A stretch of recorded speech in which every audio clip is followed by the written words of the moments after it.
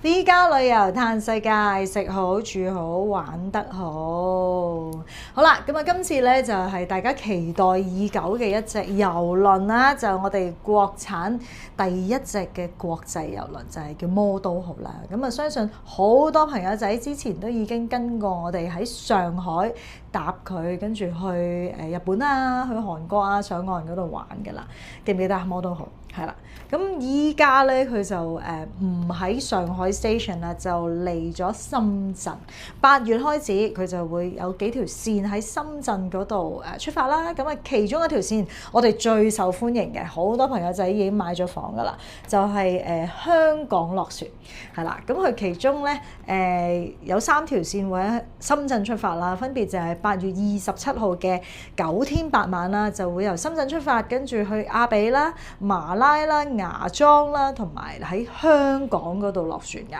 咁啊，呢一個咧就係最受歡迎㗎啦。咁啊，其次咧就係8月22號就係6天5晚嘅，就喺深圳出發就去芽莊啦，或者係金蘭啦，係啦，跟住第二日亦都喺芽莊啦，係啦 stay 2日啦，即係 stay 2晚喺嗰度啦。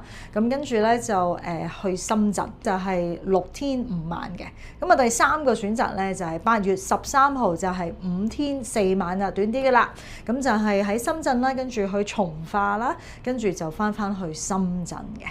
咁啊，價錢咧都好優惠嘅，就由最平就係3888蚊起啦一位啦。咁啊，所以咧，如果大家有興趣搭下呢個魔都號，又唔想上去上海搭咁遠咧，咁啊呢一個深圳上落，亦都有深圳上香港落嘅呢一個trip 咧，就唔好放過啦。咁啊，記住喎，呢個唔係一個團嚟嘅喎，好多朋友仔話啊嘛，係咪一個團？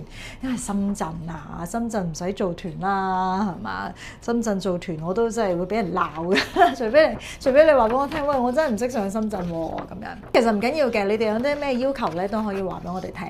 例如你哋有咩要求咧，都可以話俾我聽嘅。你話啊，唔係喎，Annie，我真係唔想煩啊，我直接想喺香港個屋企出發啊，包架車上去深圳嗰個港口上船亦都得，係啦，我哋全部嘢都可以為你打掂一齊。但係呢一個咧就唔係一個旅遊團，但係中間大家去到頭先嗰啲唔同嘅點咧，係啦，咁船上面咧都會有好多嗰啲岸上遊俾大家選擇嘅。